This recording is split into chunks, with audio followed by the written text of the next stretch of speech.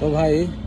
आम हाफ्रु माने सिटी रू माने आम स्टोर रू 6.5 किलोमीटर दूर को आसपट को लोकाल एरिया को रायसंद्रा बोली गोटे जगार ना ऑर्डर नहीं आसती ऑर्डर तो डेलीवरी करदेली। एपटे देखूँ गोटे बिल्डिंग गुड़ा बहुत तैयारी होची नुआ नुआ बिल्डिंग बड़ बड़ बिल्डिंग माने खाली जगह गुड़ा अच्छी तो से खाली जगह बिल्डिंग बहुत तैयारी होची सेपटे सिटी भितर तो टोटाल माने घर भड़ा मिलूनी माने बेंगलोर एत लोक हो गलानी तो एपटे लोकल जगह को एबे डेवलप करछंती आम ओडिसा रे गोटे फास्ट फ्लोर घर तैयारी करिया पई 4-5 वर्ष लागि जाउची आ एठी तो बिल्डिंग करिया पई जगह ही नै लास्ट रे देखंतु एपटे माने सिटी बाहर को